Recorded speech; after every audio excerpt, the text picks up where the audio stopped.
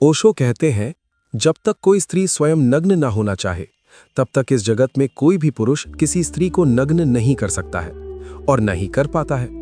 वस्त्र उतार भी ले तो भी नग्न नहीं कर सकता है। नग्न होना बड़ी घटना है।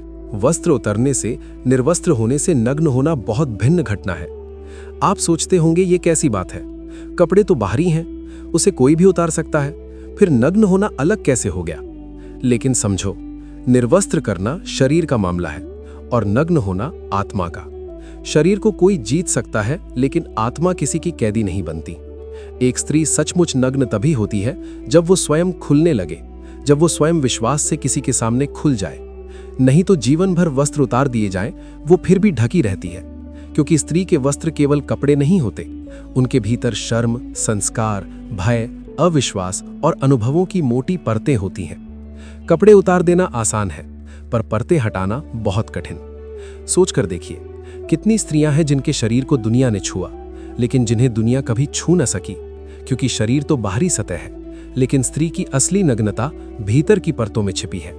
पुरुष बार बार शरीर को जीतने की कोशिश करता है, पर स्त्री को कभी जीत नहीं पाता, क्योंकि जीत शरीर से नहीं, विश्वास से होती है। जब कोई स्त्री किसी पुरुष के सामने हंसते हुए अपने घाव खोल दे, अपनी कमजोरियां बता दे, अपने डर और टूटन को स्वीकार कर ले, वहां नग्नता शुरू होती है। बाकी सब सिर्फ शरीर है, और शरीर कभी प्रेम नहीं देता, सिर्फ लेन देन बन जाता है। दुनिया ने हजारों सालों तक स्त्री को दबाया, उसकी देह पर कब्जा किया, उसे वस्तु बनाया, पर एक बात दुनिया आज तक नहीं समझी, स्त्री को छूना आसान है, लेकिन स्त्री को खोलना असंभव है। जब तक वो खुद न चाहे, स्त्री फूल की तरह है, उसे खींचकर खोला नहीं जा सकता। वो बस खिल सकती है अगर वातावरण प्रेम का हो। स्त्री खुद को तभी खोलती है जब उसे सम्मान मिले, उसे सुना जाए, उसे अपनापन महसूस हो, उसे डर न हो कि कोई उसे तोड़ेगा।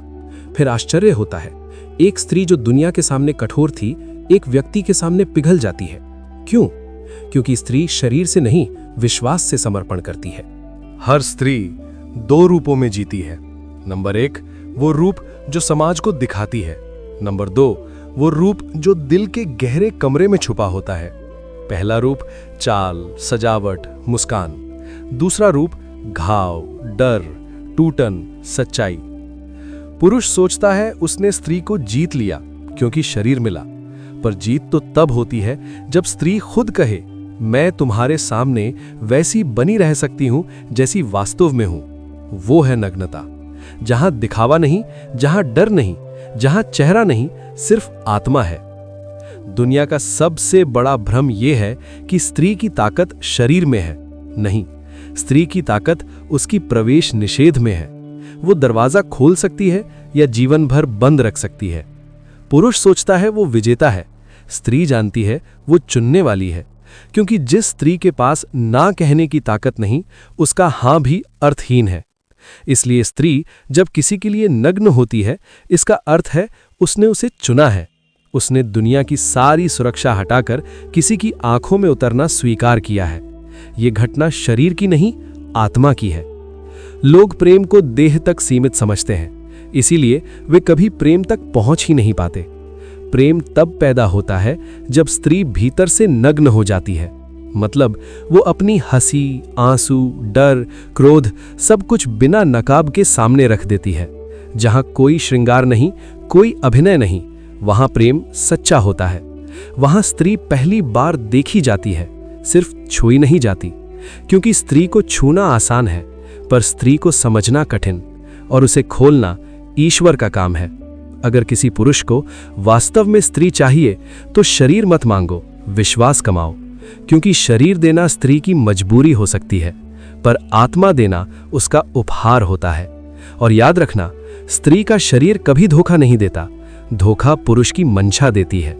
जब मंशा सम्मान की हो, स्त्री स्वयं खिल जाती है। तो आज सवाल ये नहीं कि स्त्री निर्वस्त्र हो सकती है या नहीं, सवाल यह है, क्या इस दुनिया में कोई पुरुष है जिसके सामने स्त्री अपने घाव, अपने सच, अपने आंसू खोल सके बिना डरे? बस वही पुरुष स्त्री को नग्न कर सकता है, शरीर से नहीं, आत्मा से।